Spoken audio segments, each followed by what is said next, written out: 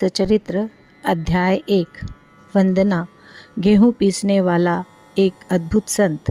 गेहूँ पीसने की कथा तथा उसका तात्पर्य। पुरातन पद्धति के अनुसार श्री हेमाड़ पंत श्री साई सच्चरित्र का आरंभ वंदना द्वारा करते हैं। प्रथम श्री गणेश को साष्टांग नमन करते हैं, जो कार्य को निर्विघ्न समाप्त कर उसको यशस्वी बनाते हैं, और कहते हैं कि श्री साई ही गणपति है। फिर भगवती सरस्वती को, जिन्होंने काव्य रचने की प्रेरणा दी, और कहते हैं कि श्री साई भगवती से भिन्न नहीं है, जो कि स्वयं ही अपना जीवन संगीत बयान कर रहे हैं। फिर ब्रह्मा, विष्णु और महेश, जो क्रमशः उत्पत्ति, स्थिति और संहार करता है, और कहते हैं कि श्री साई और वे अभिन्न हैं। वे स्वयं ही गुरु बनकर भवसागर से पार उतार देंगे। फिर अपने कुल देवता श्री नारायण आदिनाथ की वंदना करते हैं, जो कि कोंकण में प्रकट हुए। कोंकण वह भूमि है जिसे श्री परशुराम जी ने समुद्र से निकालकर स्थापित किया था। तत्पश्चात वे अपने कुल के आदि पुरुषों को नमन करते हैं। फिर श्री भारद्वाज मुनि को, जिनके गोत्र में उनका जन्म हुआ।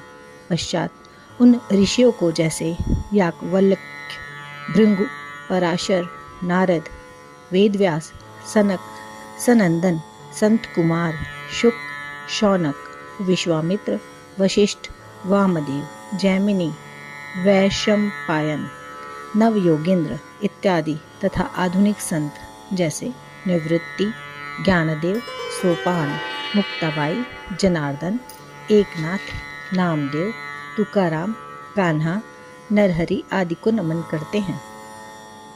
फिर अपने पितामह सदाशिव, पिता रघुनाथ और माता को, जो उनके बचपन में ही गत हो गई थी। फिर अपनी चाची को, जिन्होंने उनका भरण पोषण किया, और अपने प्रिय भ्राता को नमन करते हैं। फिर पाठकों को नमन करते हैं, जिनसे उनकी प्रार्थना है कि वे एकाग्र चित्त होकर कथामृत का पान करें। अंत में श्री सच्चिदानंद सद्गुरु श्री साईनाथ महाराज को, जो कि श्री दत्तात्रेय के अवतार और उनके आश्रयदाता हैं, और जो ब्रह्म सत्यम जगत मिथ्या का बोध कराकर समस्त प्राणियों में एक ही ब्रह्म की व्याप्ति की अनुभूति कराते हैं।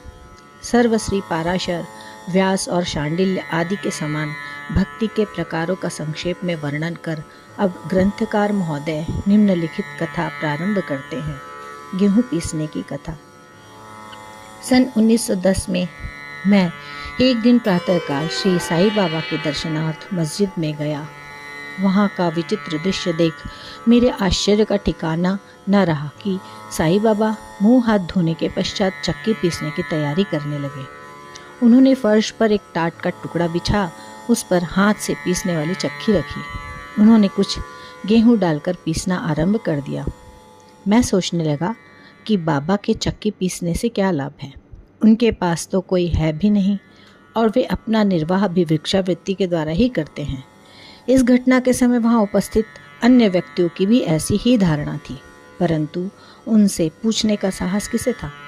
बाबा के चक्की पीसने का समाचार शीघ्र ही सारे गांव में फैल गया, और उनकी यह विचित्र लीला देखने हेतु तत्काल ही नर नारियों की भीड़ मस्जिद की ओर दौड़ पड़ी। उनमें से 4 नीडर स्त्रियां भीड़ को चीरती हुई ऊपर आईं, और बाबा को बलपूर्वक वहां से हटा करके उनके हाथ से चक्की का खूंटा छीनकर तथा उनकी लीलाओं का गायन करते हुए उन्होंने गेहूं पीसना प्रारंभ कर दिया। पहले तो बाबा क्रोधित हुए, परंतु फिर उनका भक्ति भाव देख वे शांत होकर के मुस्कुराने लगे। पीसते पीसते उन स्त्रियों के मन में ऐसा विचार आया कि बाबा के न तो घर द्वार है, और न इनके कोई बाल बच्चे हैं, तथा न कोई देख रेख करने वाला ही है। वे स्वयं भिक्षावृत्ति के द्वारा ही अपना निर्वाह करते हैं, अतः उन्हें भोजन आदि के लिए आटे की आवश्यकता ही क्या है। बाबा तो परम दयालु हैं। हो सकता है कि यह आटा वे हम सब लोगों में ही वितरण कर दें। इन्हीं विचारों में मग्न रहकर गीत गाते गाते ही उन्होंने सारा आटा पीस डाला। तब उन्होंने चक्की को हटा करके आटे का 4 समान भागों में विभक्त कर लिया, और अपना अपना भाग लेकर के वहां से जाने को उद्यत हुई। तब अभी तक शांत मुद्रा में निमग्न बाबा तत्क्षण ही क्रोधित हो उठे और उन्हें अपशब्द कहने लगे। स्त्रियों, क्या तुम पागल हो गई हो? तुम किसके बाप का माल हड़प करके ले जा रही हो? क्या कोई कर्जदार का माल है जो इतनी आसानी से उठा करके लिए जा रही हो? अच्छा, अब एक काम करो कि इस आटे को ले जा करके गांव की मेड़ पर बिखेर आओ।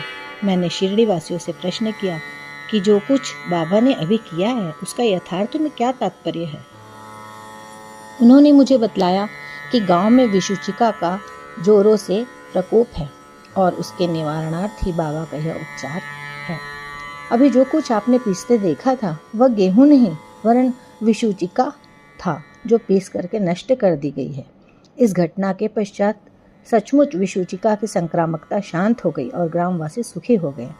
यह जानकर मेरी प्रसन्नता का पारावार न रहा। मेरा कौतूहल जागृत हो गया। मैं स्वयं से प्रश्न करने लगा कि आटे और विषुचिका रोग का भौतिक तथा पारस्परिक क्या संबंध है, इसका सूत्र कैसे ज्ञात हो। घटना बुद्धिगम्य से प्रतीत नहीं होती। अपने हृदय की संतुष्टि के हेतु इस मधुर लीला का मुझे 4 शब्दों में महत्व अवश्य प्रकट करना चाहिए। लीला पर चिंतन करते हुए मेरा हृदय प्रफुल्लित हो उठा और इस प्रकार बाबा का जीवन चरित्र लिखने के लिए मुझे प्रेरणा मिली। यह तो सब लोगों को विदित ही है कि यह कार्य बाबा की कृपा और शुभ आशीर्वाद के सफलतापूर्वक संपन्न हो गया। आटा पीसने का तात्पर्य। शिरडी वासियों ने इस आटा पीसने की घटना का जो अर्थ लगाया वह तो प्रायः ठीक ही है, परंतु इसके अतिरिक्त मेरे विचार से कोई अन्य अर्थ भी है। बाबा शिरडी में 60 वर्षों तक रहे और इस दीर्घ काल में उन्होंने आटा पीसने का कार्य प्रायः प्रतिदिन ही किया। पीसने का अभिप्राय गेहूं से नहीं वरन अपने भक्तों के पापों, दुर्भाग्यों, मानसिक तथा शारीरिक तापों से था। उनकी चक्की के 2 पाटों में ऊपर का पाट भक्ति तथा नीचे का कर्म था। चक्की की मुठिया जिसे पकड़ करके वे पीसते थे वह था ज्ञान। बाबा का दृढ़ विश्वास था कि जब तक मनुष्य के हृदय से प्रवृत्तियां, आसक्ति, घृणा तथा अहंकार नष्ट नहीं हो जाते, जिनका नष्ट होना अत्यंत दुष्कर है, तब तक ज्ञान तथा आत्मानुभूति संभव नहीं है।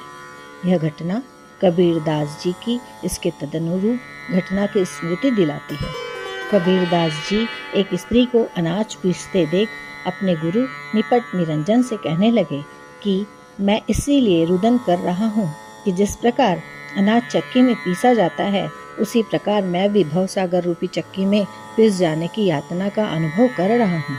उनके गुरु ने उत्तर दिया कि घबराओ नहीं, चक्की के केंद्र में जो ज्ञान रूपी दंड है उसी को दृढ़ता से पकड़ लो। जिस प्रकार मुझे करते देख रहे हो उससे दूर मत जाओ, बस केंद्र की ओर ही अग्रसर होते जाओ और तब यह निश्चित है कि तुम इस भवसागर रूपी चक्की से अवश्य ही बच पाओगे। श्री सद्गुरु सानाथार्पणमस्तु। शुभम भवतु।